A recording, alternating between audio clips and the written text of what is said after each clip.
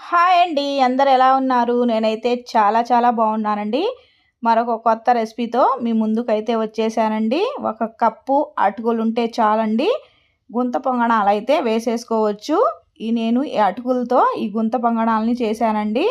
పిల్లలకి స్నాక్స్ లాగా చేసి పెట్టేసేయచ్చండి. చాలా సాఫ్ట్‌గా చాలా బాగున్నాయండి. మెత్తగా చూడండి, నోట్లో వేసుకుంటే కరిగిపోయేలాగా పిల్లలకు ఈ అటుకులతో ఈ స్నాక్స్ చేసి పెట్టండి. రండి వీడియోలోకి అయితే వెళ్ళిపోదాము. ముందుగా నేను ఒక కప్పు అటుకుల్ని తీసుకున్నానండి. తీసుకొని నీళ్లు పోసుకొని 2-3 సార్లు శుభ్రంగా కడుక్కున్నానండి. ఈ నల్లదనం అంతా పోయేంత వరకు చూడండి. తర్వాత కడుక్కున్న అటుకుల్లో ఒక కప్పు పెరుగు కూడా వేసేసుకుందాము. వేసుకొని మొత్తం కలిసేటట్టుగా కలుపుకొని ఒక 2 నిమిషాలు మూత పెట్టేసి నానబెట్టేసుకుందామండి. 2 నిమిషాల తర్వాత ఈ పెరుగు అటుకులు నానిపోయినాయి చూడండి, ఎంత చక్కగా నానిపోయినాయో. ఇప్పుడైతే మనము మిక్సీ జార్ తీసుకొని నానబెట్టుకున్న పెరుగు అటుకుల్ని ఈ మిక్సీ జార్లో అయితే వేసేసుకుందాము. వేసేసుకొని మెత్తగా మిక్సీ పట్టేసుకుందామండి. బాగా మెత్తగా ఉండాలి. చూడండి ఎంత మెత్తగా వచ్చేసిందో. తర్వాత కొద్దిగా సాల్ట్ వేసుకుందాము.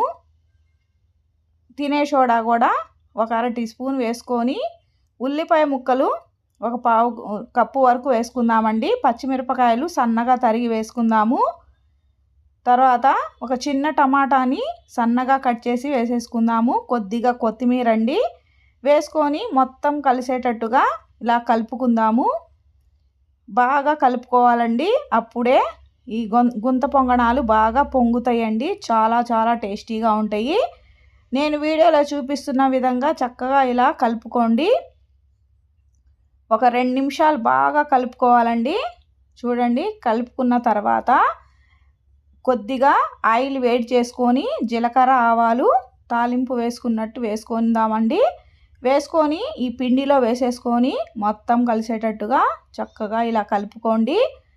కలుపుకున్న తర్వాత కొద్దిగా కారం వేసుకుందాము. మనం పచ్చిమిరపకాయలు వేసాం కాబట్టి కారం చూసి వేసుకోండి. మొత్తం కలిసేటట్టుగా ఇలా కలుపుకుందామండి. బాగా కలుపుకోవాలి. ఇలా కలుపుకొని పక్కన పెట్టేసుకుందాము. తర్వాత స్టవ్ వెలిగించేసి గుంత పొంగణాలు వేసుకునే ప్యాన్ అయితే పెట్టేసుకొని కొద్దిగా ఆయిల్ వేసుకుందామండి. ఆయిల్ హీట్ ఎక్కిన తర్వాత ఈ పిండిని కొద్దిగా ఈ హోల్స్లో వేసేసుకుందాము. టేస్ట్ అయితే చాలా బాగుంటుందండి. మనము ఉట్టి అటుకులు పెరుగుతోనే చేస్తున్నాం కాబట్టి చాలా చాలా సాఫ్ట్గా ఉంటాయి. పండు ముసలి వాళ్ళు కూడా తినేసేయచ్చండి, అంత టేస్టీగా ఉంటాయి. చూడండి, మొత్తం ఇలా వేసేసుకున్న తర్వాత మూత పెట్టేసుకుందాము. పెట్టేసుకొని ఒక 5 నిమిషాలు సన్నని మంట మీద ఉడికించుకుందామండి. చూడండి, తర్వాత ఒక్కొక్కటిగా ఇలా తిప్పుకుందాము. ఒక పక్క గోల్డెన్ కలర్ వచ్చేసింది కదండి, రెండో పక్క కూడా ఇలా తిప్పేసుకొని ఒక 2 నిమిషాల వరకు ఫ్రై చేసుకుందామండి. చూడండి, అటుకులతో చేసిన గుంత పొంగణాలు అయితే రెడీ అయిపోయినాయి. ఇప్పుడు మనం ఒక ప్లేట్లోకి అయితే తీసేసుకుందామండి. మీరు కూడా ఒకసారి ట్రై చేయండి, ఎలా వచ్చిందో కామెంట్ చేయండి. ఎలాంటి పిండిలు లేకుండా అటుకులతోనే మనం ఈ స్నాక్స్ చేసామండి. చాలా చాలా మెత్తగా బాగుంటాయి. చూడండి, పిల్లలకు చేసి పెట్టండి.